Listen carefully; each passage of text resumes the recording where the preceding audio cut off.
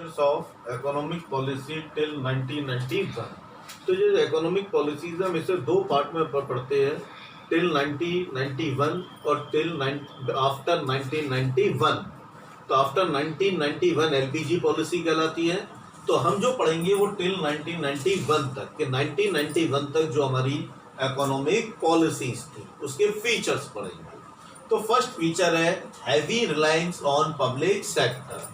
कि जो planning commission बना और हमारी इकोनॉमी के अंदर, हमारे कंट्री के अंदर बहुत बड़े लार्ज इन्वेस्टमेंट की रिक्वायरमेंट थी और उस इन्वेस्टमेंट को करने के लिए खुद गवर्नमेंट फ्रंट पे आई और गवर्नमेंट ने खुद गवर्नमेंट कंपनीज खोली जिसे हम बोलते हैं पब्लिक सेक्टर। और सारा पैसा गवर्नमेंट ने लगाया और 21 इंडस्ट्रीज में से गवर्नमेंट ने 17 इंडस्ट्रीज को रिजर्व कर दिया पब्लिक सेक्टर के लिए कि 17 इंडस्ट्री के अंदर प्राइवेट सेक्टर इन्वेस्टमेंट नहीं करेगा। तो ये 17% जो इंडस्ट्रीज रिजर्व हो गई, तो गवर्नमेंट जो डिपेंड थी वो किस पर डिपेंड हो गई? Public sector. और जो मैक्सिमम प्रोडक्शन कौन कर रहा था इकोनॉमी में? Public sector. और इन्वेस्टमेंट भी कौन कर रहा था? लार्ज क्वांटिटी में पब्लिक सेक्टर। तो ये पहली फीचर थी इसकी कि किसको बहुत ज्यादा फोकस किया गया? पब्लिक सेक्टर को। सेकंड फीचर थी regulated development of private sector. Private sector को बढ़ावा दिया लेकिन बहुत कम, विद रेगुलेशंस, विद रेस्ट्रिक्शंस उसको धीरे धीरे बढ़ावा दिया। उसके ऊपर गवर्नमेंट ने रेस्ट्रिक्शंस को ज्यादा लगा के रखा। जैसे किसी भी प्राइवेट इंडस्ट्री को स्टार्ट करने के लिए लाइसेंस कंपलसरी कर दिया गया, उसका रजिस्ट्रेशन कंपलसरी कर दिया गया। अगर वो अपने आप को एक्सटेंड करती है तो उसकी भी गवर्नमेंट से परमिशन लेना कंपलसरी किया गया। दूसरा, गवर्नमेंट ने एक एक्ट बनाया, MRTP act, monopolies of restrictive trade and practices. तो ये ट्रेड भी कहीं ना कहीं प्राइवेट सेक्टर को बाइंड करता था, उसको रोकता था। तो प्राइवेट सेक्टर का रेगुलेटेड का मतलब बढ़ा तो रहे थे लेकिन with so many restrictions. Third feature थी protection of small scale industries. कि कंट्री के अंदर हर प्लेस पर हैवी इंडस्ट्रीज लगाना, बड़ी इंडस्ट्रीज लगाना पॉसिबल नहीं है। तो उस एरिया का जो एरिया जहां इंडस्ट्रीज नहीं होंगी, बैकवर्ड रहेंगे, तो गवर्नमेंट ने ऐसे एरियाज के लिए स्मॉल स्केल इंडस्ट्रीज को ऑप्शन में लिया कि जहां हैवी इंडस्ट्रीज नहीं है, बड़ी इंडस्ट्रीज नहीं है, वहां पर छोटी छोटी इंडस्ट्रीज खोली जाए according to the availability of resources on that area. तो गवर्नमेंट ने फोकस किया इसके ऊपर, इसको बढ़ाया और कई सारे प्रोडक्ट स्मॉल स्केल इंडस्ट्री के लिए रिजर्व कर दिए कि उसका प्रोडक्शन सिर्फ स्मॉल स्केल इंडस्ट्री करेगी, हैवी इंडस्ट्रीज नहीं करेगी। और एक कंपटीशन भी गवर्नमेंट ने खत्म किया कि भाई इसके जो प्रोडक्ट है वो हैवी इंडस्ट्रीज नहीं बनाएगी, तो दोनों के अंदर कोई कंपटीशन नहीं होगा। फिर फोर्थ कैरेक्टरिस्टिक थी बेटा development of heavy industries. Heavy industries वो होती है जिसके अंदर लार्ज क्वांटिटी में इन्वेस्टमेंट की जरूरत होती है, जैसे steel industry, cement industry, truck industry, shipping industry, airlines industry, जहां पर हजारों करोड़, लाखों करोड़ रुपए की जरूरत होती है। तो डेवलपमेंट वो गवर्नमेंट ने उसके अंदर पैसा इन्वेस्ट किया। Protection from foreign competition. Government ने जो बाहर की कंपनीज थी उनके ऊपर बैन लगा दिया कि हर कंपनी बाहर की इंडिया में एंटर नहीं कर सकती। कुछ रिक्वायरमेंट ऑफ इकोनॉमी के लिए कुछ कंपनी को ही गवर्नमेंट ने परमिट किया, लेकिन 99% गवर्नमेंट ने प्राइवेट मल्टीनेशनल्स को परमिशन नहीं दी। क्यों? कि अगर वो कंपनी आएंगी तो वो हमारी इंडियन कंपनी से कंपटीशन करेंगी और ड्यू टू टेक्नोलॉजी हमारी कंट्री की डोमेस्टिक इंडस्ट्री जो है वो उनसे पिछड़ जाएगी। तो इसलिए वहाँ पर उन्होंने प्रोटेक्शन किया फॉरेन कंपटीशन से।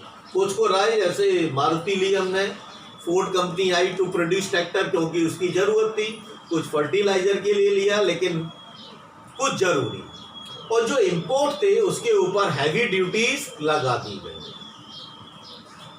फोकस ऑन इंपोर्ट सब्स्टिट्यूशन, ये बेटा मेन चीज है कि इंपोर्ट सब्स्टिट्यूशन क्या होता है।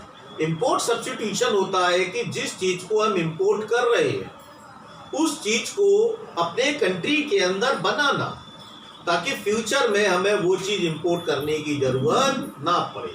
इसी को कहते हैं हम इंपोर्ट सब्स्टिट्यूशन। तो गवर्नमेंट ने फोकस किया, जोर दिया इस चीज के ऊपर कि भाई जिस चीज को हम इंपोर्ट कर रहे हैं हमें वो चीज अपनी कंट्री में बनानी चाहिए, ताकि फ्यूचर में हम उसका इंपोर्ट बंद कर सकें और हम उस कंट्री पे डिपेंड ना हो। चाइना ने इसका बेटा बड़ा फायदा उठाया। चाइना में जितनी भी मल्टीनेशनल कंपनीज आई, चाइना उनके प्रोडक्ट की बहुत जल्दी कॉपी करता था और उसको अपनी डोमेस्टिक इंडस्ट्री से बनवाना स्टार्ट करता। फिर आता रेस्ट्रिक्शन ऑन फॉरेन कैपिटल। ये फॉरेन कैपिटल का मतलब है जो एफडीआई बोलते हैं बेटा, फॉरेन डायरेक्ट इन्वेस्टमेंट। तो एफडीआई को गवर्नमेंट ने रेस्ट्रिक्ट कर दिया, कोई भी कंपनी डायरेक्ट इंडिया के अंदर इन्वेस्टमेंट नहीं कर सकती है। अगर वो इन्वेस्टमेंट करना चाहती है तो through a government proper channel with the joint venture of Indian company तो आ सकती है, लेकिन उसमें भी गवर्नमेंट की अगर परमिशन मिली तो। लेकिन डायरेक्ट अगर वो सोचे कि हम डायरेक्ट इंडिया में जाएं और पूरा सेटअप करें और पूरा मैनेजमेंट अपने हाथ में लेके बिजनेस ऑपरेट करें तो वो पॉसिबल नहीं था, उसके ऊपर रेस्ट्रिक्शन था। Planning, achievement of planning means success of planning, कि जो हमारे 5 ईयर के प्लान्स थे उससे हमें क्या अचीवमेंट मिला, उससे हमें क्या बेनिफिट्स हुए हमारी इकोनॉमी को, हमारी कंट्री को, उसके बारे में पढ़ेंगे। तो फर्स्ट है इंक्रीज इन नेशनल इनकम, कि जो 5 ईयर प्लान्स हमने अचीव किए उससे हमारी नेशनल इनकम में, जो नेशनल इनकम हमारी आफ्टर इंडिपेंडेंस थी या eight the time of independence थी, उसके बाद through 5 year plans national income हमारी इंक्रीज हुई। और नेशनल इनकम का मतलब होता है जो इनकम जनरेट हुई डोमेस्टिक कंट्री में, प्लस जो इनकम जनरेट की हमारे कंट्री के लोगों ने फ्रॉम अदर कंट्रीज, इस टोटल को बोलते हैं नेशनल इनकम। इंक्रीज हुई है, बहुत ज्यादा नहीं है लेकिन इंक्रीज हुई है। Second, increase in per capita income. Per capita income का मतलब है प्रति व्यक्ति आय। तो ये भी बेटा पहले के कंपैरिजन में इंक्रीज हुई है, लेकिन ये बहुत ज्यादा इंक्रीज नहीं है, इसका बेनिफिट भी हर किसी को नहीं मिला है, एक एवरेज वे में ये इंक्रीज हुई है। पहले के कंपैरिजन में लोगों की इनकम बढ़ी है, ठीक, लेकिन ऐसा नहीं है कि पूरे कंट्री में सारे लोगों की इनकम बढ़ गई है। सेविंग एंड इन्वेस्टमेंट, बेटा किसी भी कंट्री के डेवलपमेंट के लिए इन्वेस्टमेंट बहुत जरूरी है, और इन्वेस्टमेंट कौन क्रिएट करता है? सेविंग। सेविंग से इन्वेस्टमेंट बढ़ता है। तो सेविंग एंड इन्वेस्टमेंट में भी कंसीडरेबल इंक्रीज, इसमें भी इंक्रीजमेंट हुआ है। जब पर कैपिटा इनकम बढ़ेगी, तो जब पर कैपिटा इनकम बढ़ेगी तो लोग उसमें से एक्सपेंस करने के बाद वो अमाउंट जो उन्होंने बचा लिया वो सेविंग है, उस सेविंग को वो इन्वेस्ट करेंगे, और जब इन्वेस्टमेंट होगा तो उससे प्रोडक्शन बढ़ेगा। तो इंक्रीज हुआ है लेकिन बहुत ज्यादा अभी भी इंक्रीज नहीं है। Institutional and technical change in agriculture, agriculture पे गवर्नमेंट ने फोकस किया। तो यहाँ कई सारे चेंजेस हुए at the time of independence और at the time of present. Abolition of intermediaries, पहले जमींदारी सिस्टम था, उसे गवर्नमेंट ने खत्म कर दिया।